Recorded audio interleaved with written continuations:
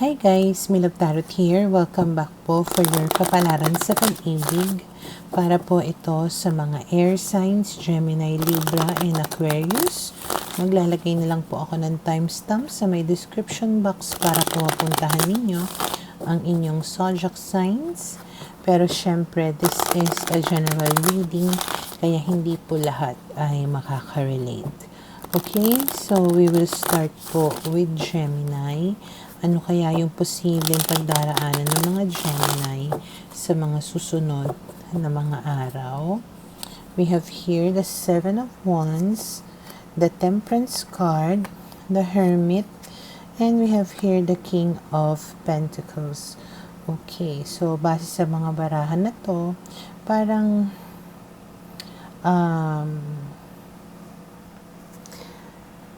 merong maninindigan sa'yo.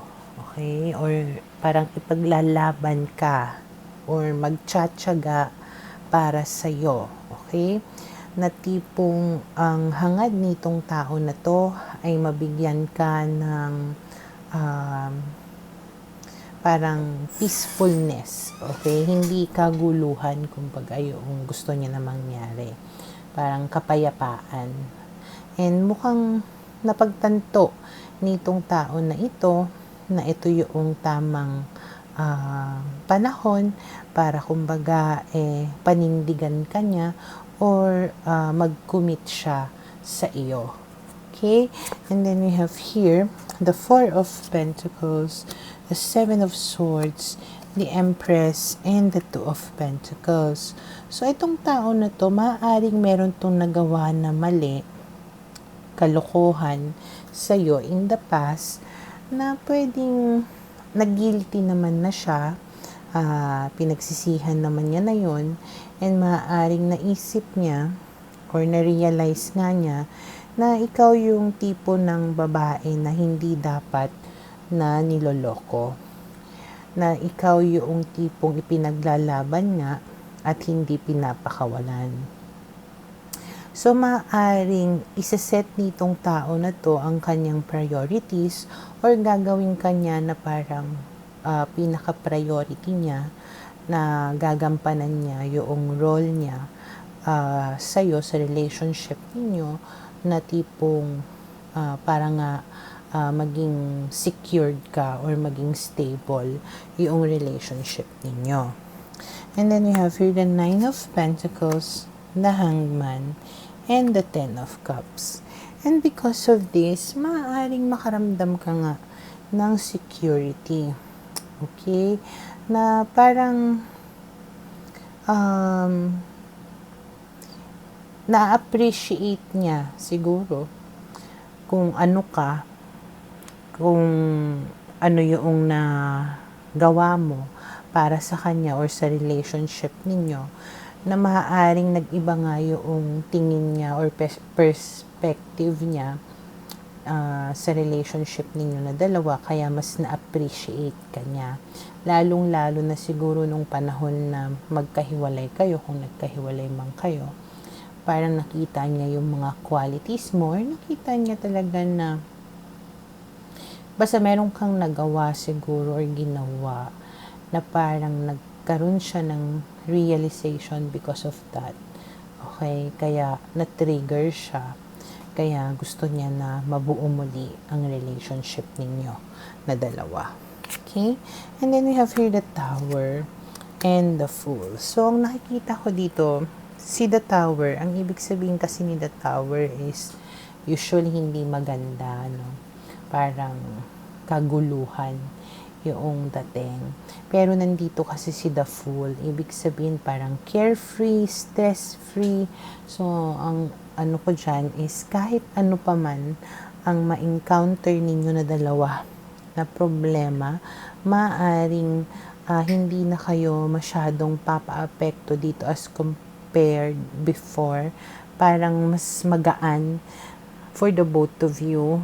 Mas alam nyo na kung paano i-handle, mas kalmado kayong dalawa. Okay? And then we have here the Knight of Swords, which means nga na parang patuloy na maaaring umusad or mag-improve yung relationship ninyo as long as the both of you are really doing something to work things out. Okay? So, for now, ito yung nakikita ko na posibleng mangyari sa mga Gemini.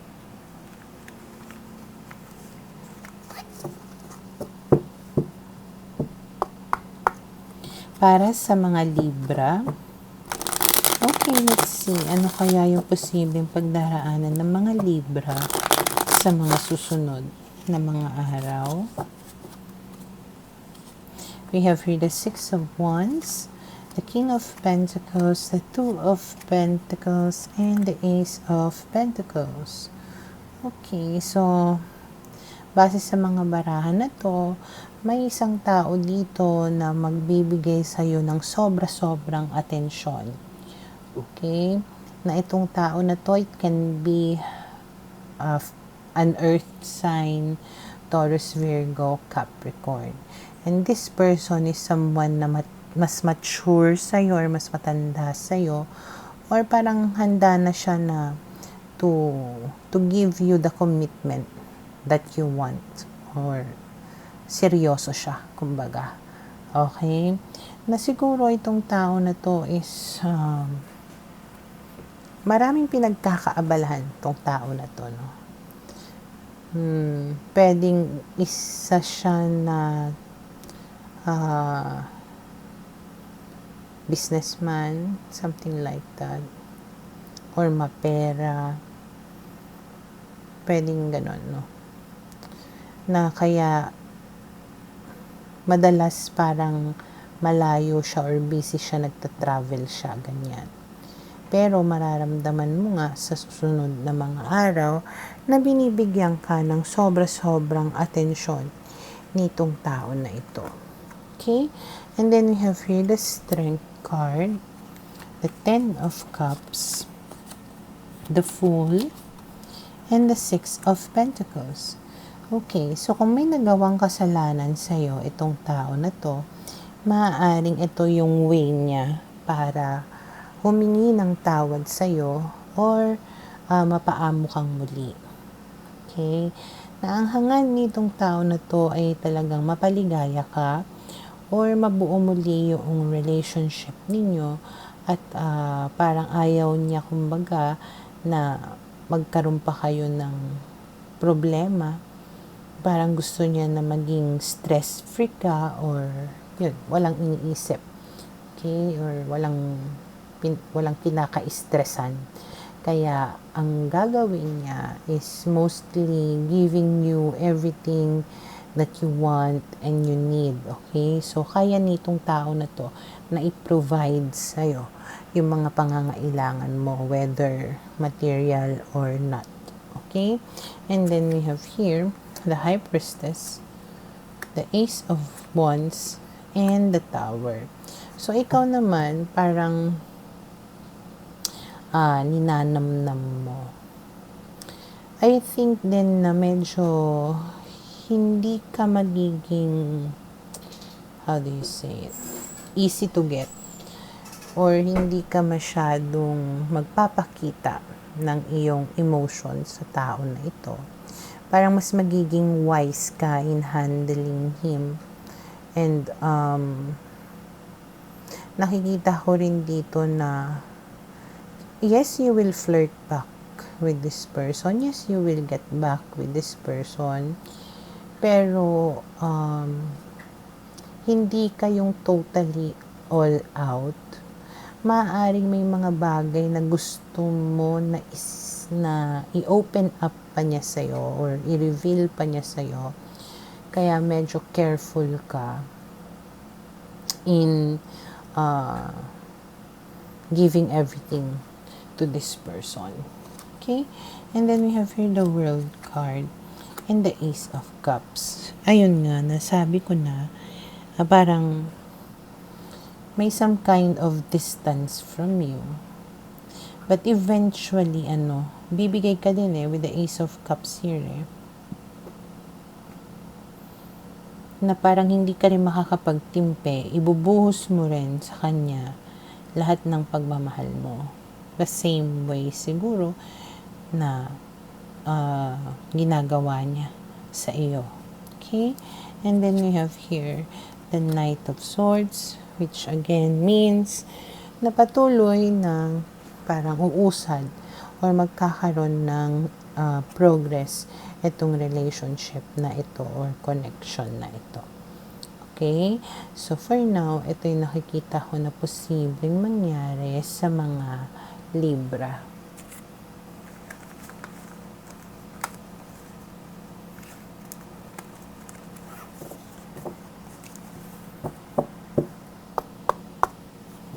Para sa mga Aquarius, okay, let's see. Ano kaya yung posibleng pagdaraanan ng mga Aquarius sa mga susunod na mga araw?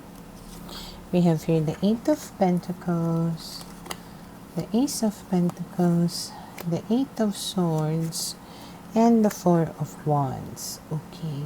So, base sa mga barahan na to,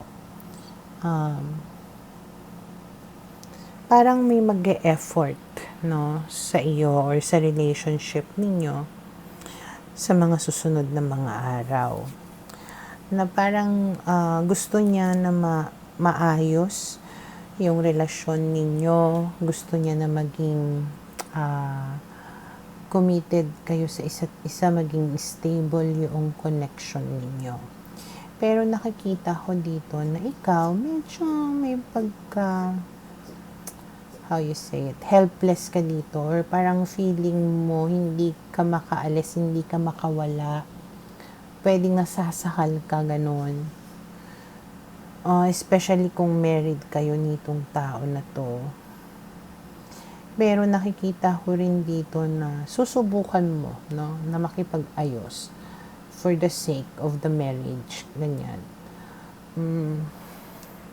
Pero most of the time parang ayun nga, nasasakal ka na, nasusuffocate ka na doon sa relasyon ninyo. You want to get out but you don't know how, no, or you want to get out but every time that you feel na gagawin mo na, saka naman siya ngayon babalik sa'yo para isaayos nga yung relasyon ninyong dalawa.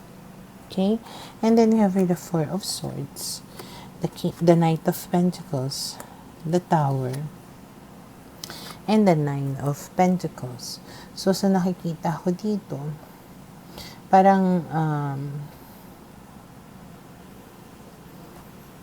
isa sa mga solusyon niya siguro para maayos yung relationship ninyo is trying to have a moment with you kung saan parang relax lang kayo. So, either magbabakasyon kayo or you will do some kind of an activity na talagang mare-rejuvenate yung or mare-revive yung sigla ng relasyon ninyo. So, parang meron siya mga plano dito para maibalik nga yung commitment ninyo sa isa't isa or maging secured ka sa relationship ninyo. Pero ikaw, talagang ang struggle mo dito is parang kahit na anong gawin niya, palagi mo pa rin naiisip kung ano yung mga nagawa niyang mali sa'yo. Okay? Kaya minsan, nagko-contemplate ko or iniisip mo nga na mas maganda pa yata na hiwalayan ko na lang, magpaka-single na lang ako kaysa sa makipag-ayos pa ako sa kanya. Kasi pwedeng talagang sukdulan or talagang grabe yung ginawa niya sa'yo. Okay? Na dapat na yung tipong mahirap patawarin. Okay?